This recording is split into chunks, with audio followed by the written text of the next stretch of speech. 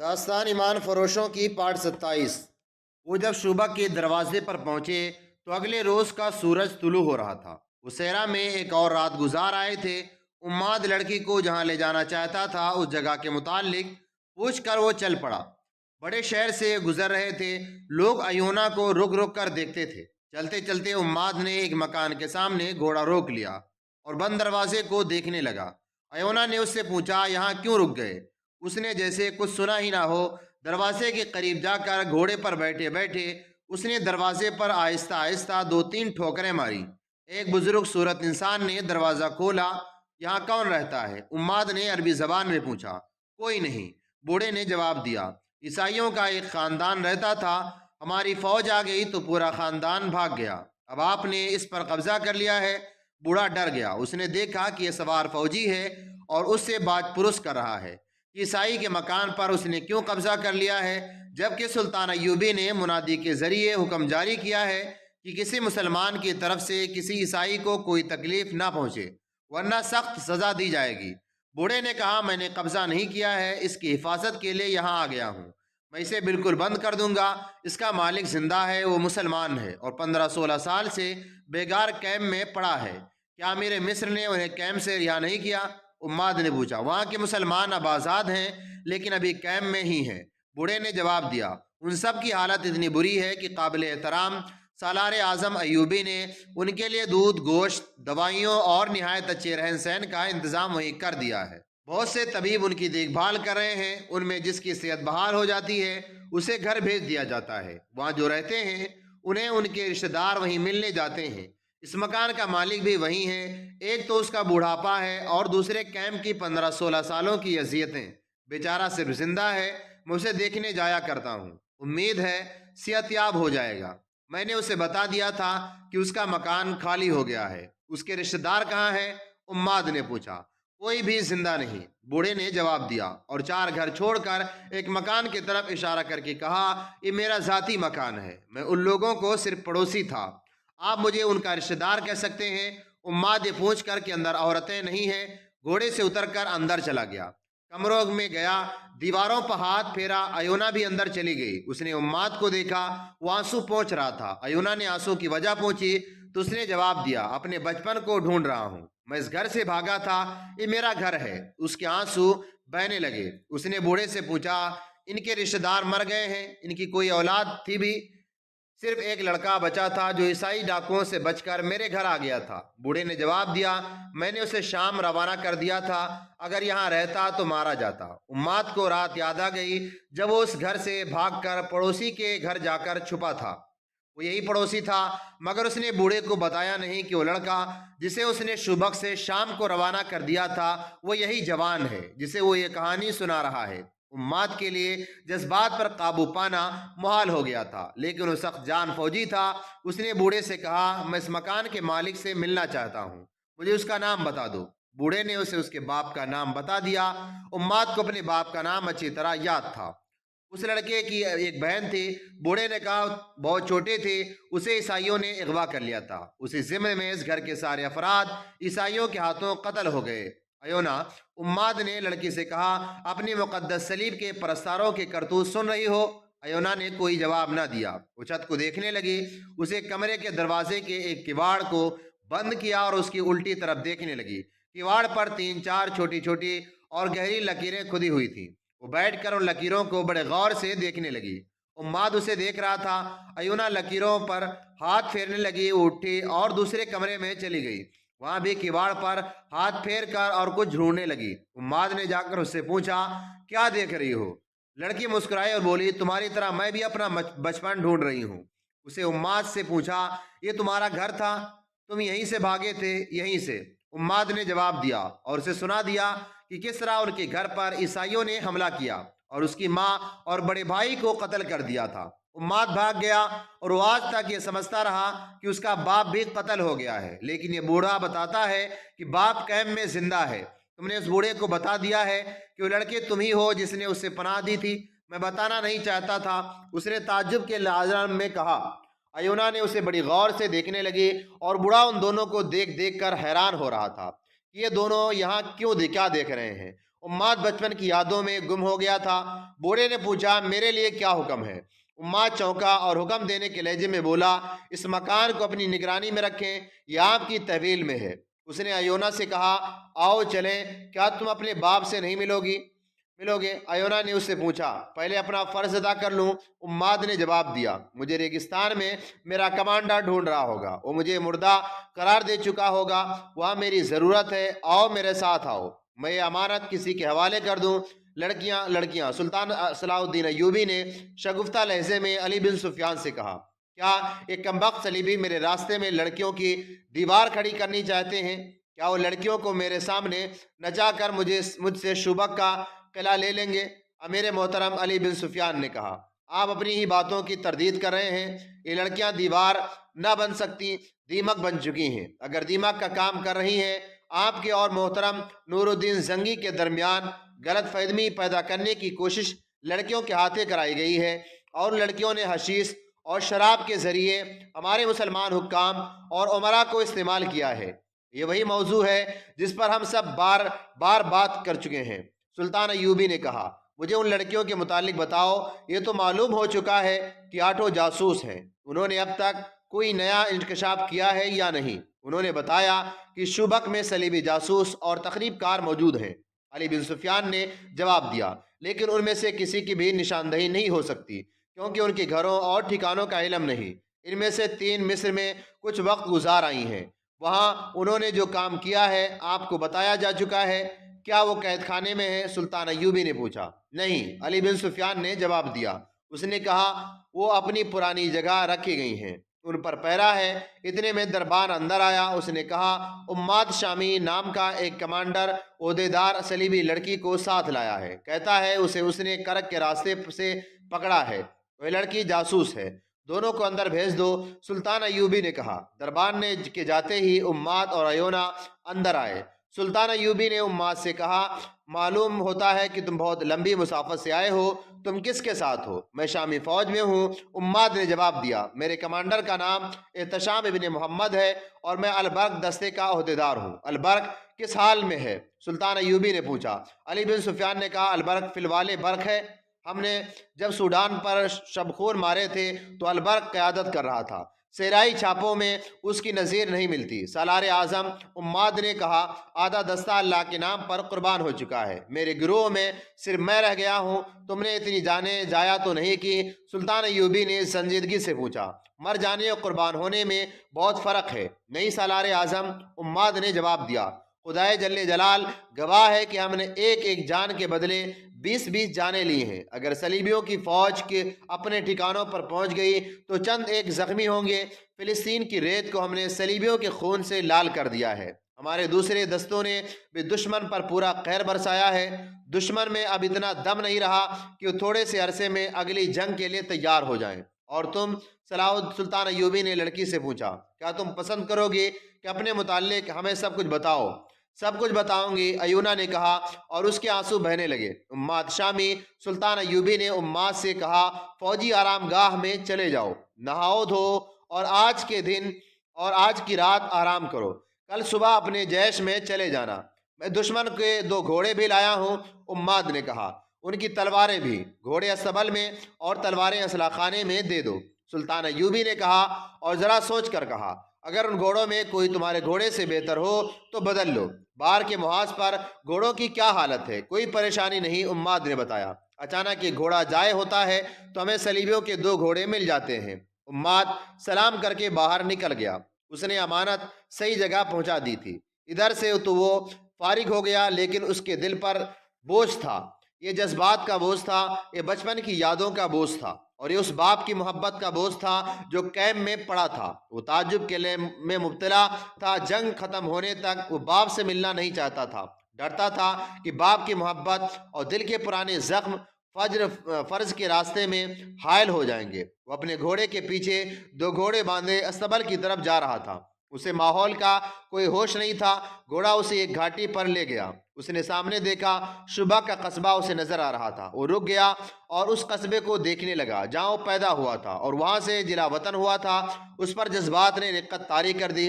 راستے سے ہٹ کر رکو سوار، اسے کسی کی آواز نے چونکا دیا۔ اس نے گھوم کر دیکھا، پیچھے ایک گھوڑ سوار دستہ آ رہا تھا۔ اس نے گھوڑے کی طرف کر لیے۔ جب دستے کا اگلا سوار اس کے قریب سے گزرا تو اماد سے پوچھا، باہر سے آئے ہو؟ کہاں وہاں کی کیا خبر ہے؟ اللہ کا کرم ہے دوستو، اس نے جواب دیا، دشمن ختم ہو رہا ہے، شعبہ کو کوئی خطرہ نہیں۔ دستہ آگے چلا گیا تو اماد دائیں طرف چل پڑا۔ میں نے آپ سے کچھ نہیں پوچھ چھپایا، ایونا سلطان ایوبی اور علی بن سفیان کے سامنے بیٹھی کہہ رہی تھی۔ وہ بتا چکی تھی کہ وہ جاسوس ہے۔ اس نے یہ بھی بتایا کہ وہ قاہرہ میں 1 مہینے رہ چکی ہے۔ اس نے وہاں کے چند ایک سرکردہ مسلمانوں کے نام بھی بتائے تھے جو سلطان ایوبی کے خلاف سرگرم تھے، اور اس نے یہ بھی بتایا تھا کہ صلیبیوں کی طرف سے سوڈانیوں کو بہت مدد مل رہی ہے، اور صلیبی فوج کے تجربے کار کمانڈروں سوڈانیوں کو شب خون مارنے کی ٹریننگ دے رہے ہیں۔ ایونا نے کسی استفسار کے بغیر ہی اتنی زیادہ باتیں بتا دی کہ جاسوس اذیتوں کے باوجود نہیں بتایا کرتے، کیونکہ ان میں ان کی ذات کی ملوث ہوتی ہے۔ اسے علی بن سفیان شک میں پڑ گیا۔ ایونا، علی بن سفیان نے اسے کہا، میں بھی تمہارے فن کا فنکار ہوں، میں تمہیں خراج تحسین پیش کرتا ہوں کہ تم اونچے درجے کی فنکار ہو۔ ہمارے تشدد اور قید خانے سے بچنے اور ہمیں گمراہ کرنے کا تمہارا طریقہ قابل تعریف ہے، مگر میں اس دھوکے میں نہیں آ سکتا۔ آپ کا نام؟ ایونا نے پوچھا۔ علی بن سفیان، علی نے جواب دیا۔ تم نے شاید ہرمن سے میرا نام سنا ہوگا۔ ایونا اٹھی اور آہستہ آہستہ علی بن سفیان کے قریب جا کر 2 زانوں بیٹھ گئی۔ اس نے علی بن سفیان کا دایاں ہاتھ اپنے ہاتھ میں لیا اور ہاتھ چوم کر بولی، آپ کو زندہ دیکھ کر مجھے بڑی خوشی ہوئی ہے۔ آپ کے متعلق مجھے بہت کچھ بتایا گیا تھا۔ ہرمن کہا کرتا تھا کہ علی بن سفیان مر جائے تو ہم مسلمانوں کی جڑوں میں بیٹھ کر نہیں جنگ کے بغیر ختم کر سکتے ہیں۔ لڑکی اٹھ کر اپنی جگہ بیٹھ گئی۔ میں نے قاہرہ میں آپ کو دیکھنے کی بہت کوشش کی تھی، مگر دیکھ نہ سکی۔ میری موجودگی میں آپ کی موت کا منصوبہ تیار ہوا تھا۔ پھر مجھے بتایا گیا کہ ہاں منصوبہ کامیاب ہوا یا نہیں۔ مجھے شوبک بلا لیا گیا تھا۔ ہم کس طرح یقین کر لیں کہ تم نے جو کچھ کہا سچ کہا ہے؟ علی بن سفیان نے پوچھا۔ آپ مجھ پر اعتبار کیوں نہیں کرتے؟ لڑکی نے جھنجھلا کر کہا، اس لیے کہ تم صلیبی ہو۔ سلطان ایوبی نے کہا، اگر میں آپ کو بتاؤں کہ صلیبی نہیں مسلمان ہوں تو آپ کہیں گے کہ یہ بھی جھوٹ ہے۔ لڑکی نے کہا، میرے پاس کوئی ثبوت نہیں۔ 16-17 سال گزرے، میں اسی قصبے سے اغوا ہوئی تھی۔ یہاں آ کر مجھے پتا چلا کہ میرا باپ کیمپ میں ہے۔ اس نے اپنے باپ کا نام بتایا اور یہ بھی بتایا کہ اس نے اپنے باپ کا نام اب معلوم ہوا ہے۔ اس نے بتایا کہ اماد نے اسے کس طرح صحرا سے بچایا تھا اور اسے رات کو قتل کرنے لگی، مگر اس کا خنجر والا ہاتھ اٹھتا ہی نہیں تھا۔ اس نے کہا، میں نے 2 دن کے وقت اس کے چہرے پر اور اس کی آنکھوں میں نظریں ڈالی تو میرے دل میں کوئی ایسا احساس بیدار ہو گیا جس نے مجھے شک میں ڈال دیا کہ میں اماد کو پہلے سے جانتی ہوں یا اسے کہیں دیکھا ضرور ہے۔ مجھے یاد نہیں آ رہا تھا۔ میں نے اس سے پوچھا تو اس نے کہا، ایسا نہیں ہو سکتا۔ رات 2 صلیبیوں نے مجھ پر حملہ کیا تو اماد جاگ اٹھا۔ اس نے ایک کو برچی سے مار دیا۔ میں اس وقت تک اپنے آپ کو صلیبی سمجھتی تھی۔ میری ہمدردیاں صلیبیوں کے ساتھ تھیں اور مجھے خوشی اس پر نہیں ہوئی کہ میں نے ان سے اپنی عزت بچا لی، بلکہ اس پر ہوئی کہ میں نے اماد کی جان بچائی۔ اور جب راستے میں اماد نے میرے ساتھ اپنے متعلق جذباتی باتیں کی تو زندگی میں پہلی بار میرے سینے میں بھی جذبات بیدار ہو گئے۔ میں تمام سفر میں اماد کو دیکھتی ہی رہی۔ مجھے صرف اتنا یاد آیا کہ مجھے بچپن میں اغوا کیا گیا تھا، مگر یہ یاد بھی ذہن میں دھندلی ہو گئی تھی۔ آپ کو معلوم ہے کہ مجھ جیسی لڑکیوں کو کس طرح تیار کیا جاتا ہے۔ بچپن کی یادیں اور اصلیت ذہن سے اتار دی جاتی ہیں۔ یہی حال میرا ہوا، لیکن مجھے یقین ہونے لگا ہے کہ اماد کو میں جانتی ہوں۔ یہ خون کی کشش تھی، آنکھوں نے آنکھوں کو اور دل نے دل کو پہچان لیا تھا۔ شاید اماد نے بھی یہی کچھ محسوس کیا، اور شاید اسی احساس کا اثر تھا کہ اس نے مجھ جیسی دلکش لڑکی کو اس طرح نظر انداز کیے رکھا جیسے میں اس کے ساتھ ہی نہیں تھی۔ اس نے مجھے گہری نظروں سے بہت دفعہ دیکھا ضرور تھا۔ ایونا نے تفصیل سے سنایا کہ شوبک میں داخل ہو کر اماد ایک مکان کے آگے رک گیا اور ہم دونوں اندر چلے گئے۔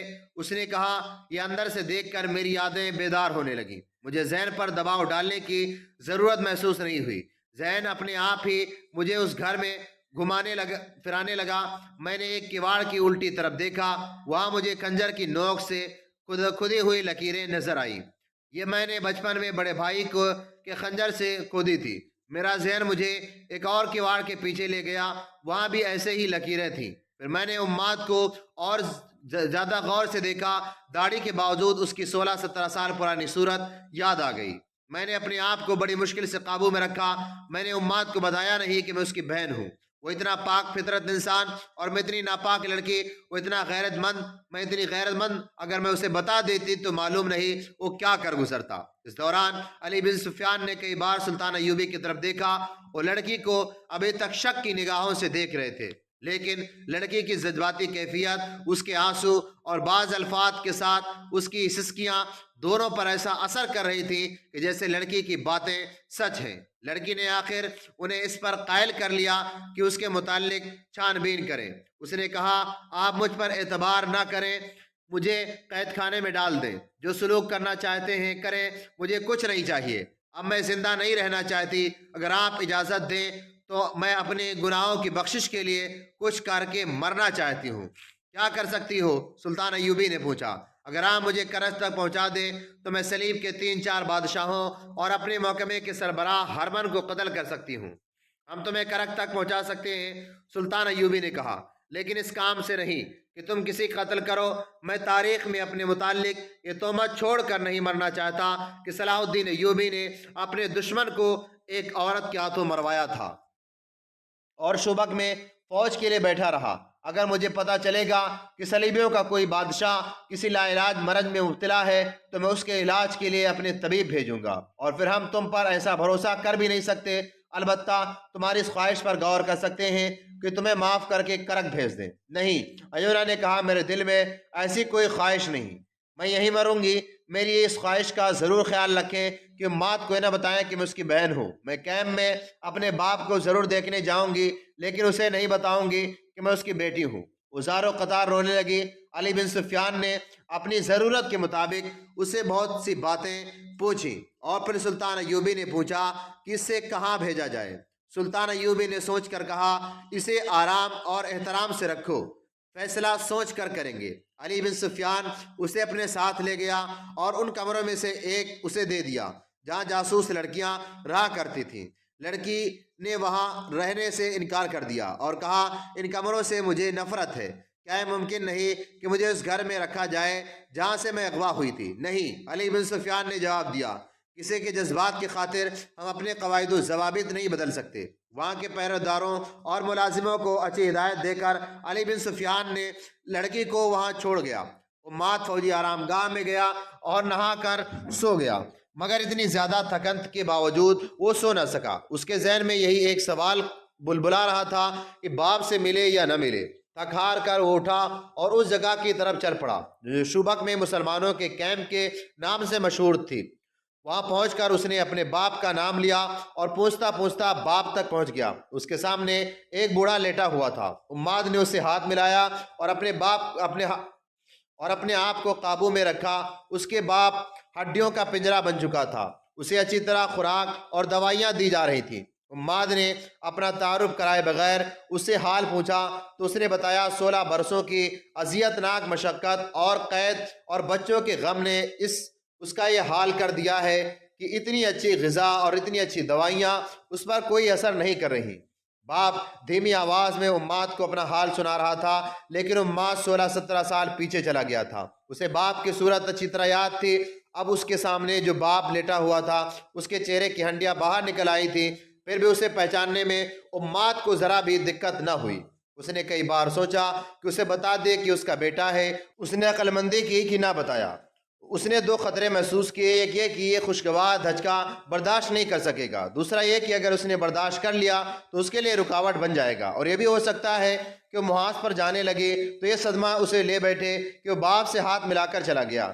وہ آرام گاہ میں واپس گیا تو اسے حکم ملا کہ مرکز اسے ابھی یہیں رکھنا چاہتا ہے، اس لیے وہ ہر وقت آرام گاہ میں حاضر رہے۔ وہ بہت حیران ہوا کہ مرکزی کمان کو اس کے ساتھ کیا کام ہو سکتا ہے۔ یہ حکم علی بن سفیان نے ایونا کے متعلق چھان بین کرنے کے سلسلے میں بھیجا تھا۔ وہ دیکھنا چاہتا تھا کہ ایونا کی کہانی کہاں تک سچ ہے۔ وہ کیمپ میں گیا اور ایونا نے اسے اپنے باپ کا نام بتا دیا تھا جو اسے اماد سے معلوم ہوا تھا۔ علی بن سفیان نے باپ سے تصدیق کر لی کہ اس کے بچے اغوا ہوئی تھی۔ بڑا بیٹا اور بیوی مر گئے اور چھوٹا بیٹا اس کے پڑوسی کے ہاں چلا گیا تھا۔ جس کے متعلق اسے کیمپ میں اطلاع ملی تھی کہ شوبک سے نکلوا دیا گیا ہے۔ آدھی رات کا وقت ہو گیا، ایونا بستر سے اٹھی۔ اس وقت تک اسے نیند نہیں آئی تھی۔ اس نے علی بن سفیان کے رویے سے محسوس کر لیا تھا کہ اس پر اعتبار نہ کیا جائے، اور اب نہ جانے اس کا انجام کیا ہوگا۔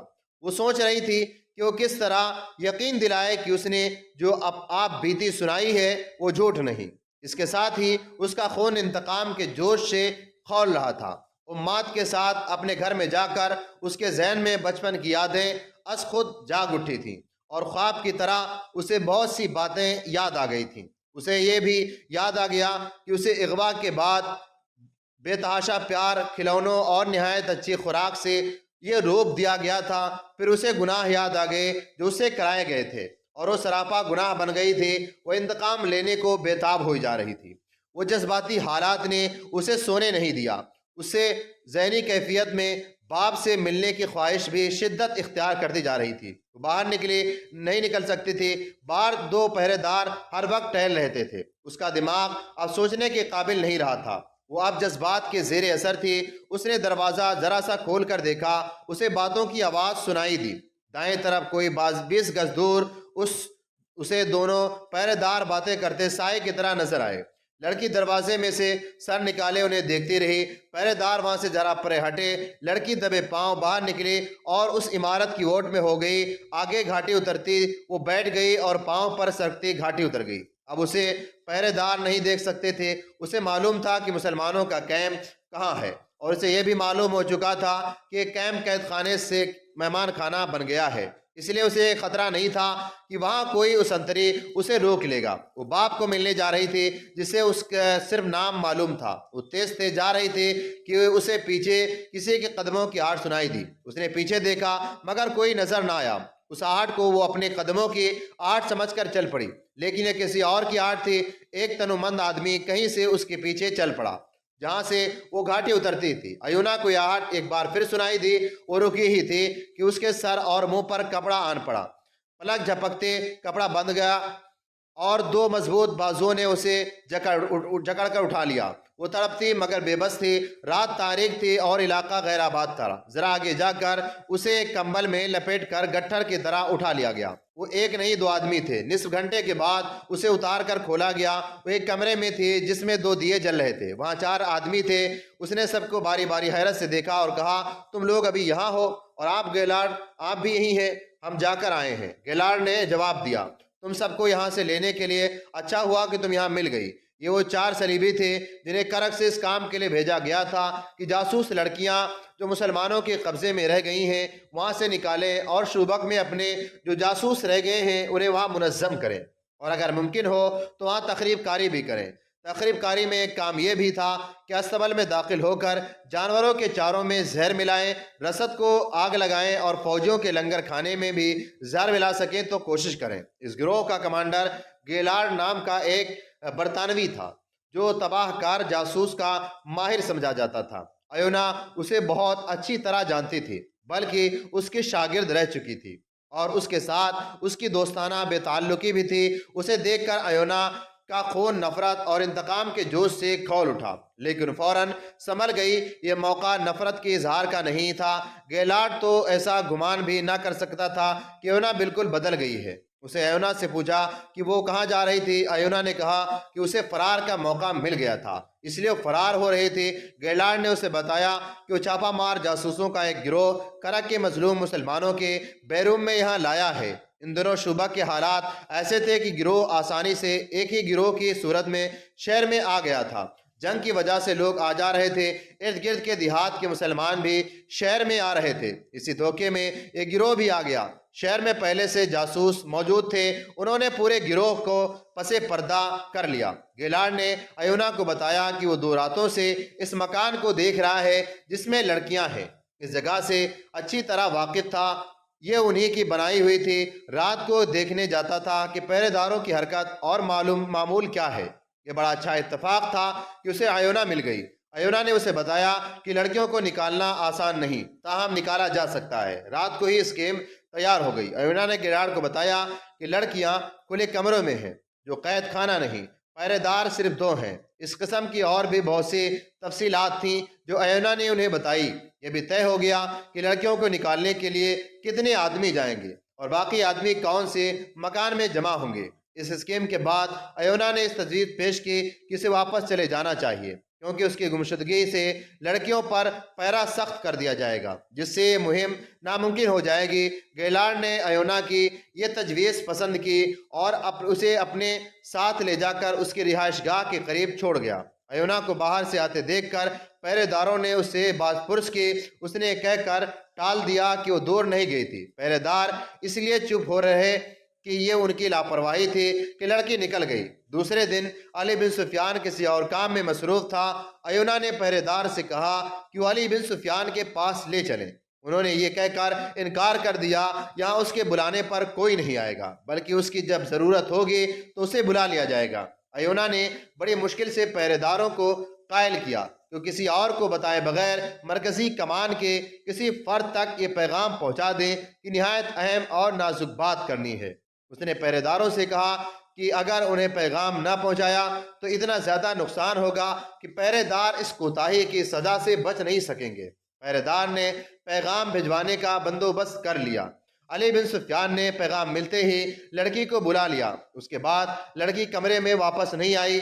رات کو جب شوبک کی سرگرمیوں سو گئیں اور شہر پر خاموشی طاری ہو گئی، اس عمارت کے ارد گرد 8-10 سائے سے حرکت کرتے نظر آئے جہاں لڑکیوں کو رکھا گیا تھا۔ عجیب بات یہ ہے کہ دونوں پہرے دار غائب تھے۔ 8-10 چھاپہ مار خوش ہونے کے بجائے حیران ہوں گے کہ پہرے دار نہیں۔ واٹ پیٹ کے بل لے کر آگے آئے۔ ایونا نے انہیں بتا دیا تھا کہ لڑکیاں کون کون سے کمرے میں ہیں۔ کمروں کے دروازوں اور کھڑکیوں سے یہ لوگ واقف تھے۔ 2 چھاپہ مار ایک کمرے میں داخل ہو گئے۔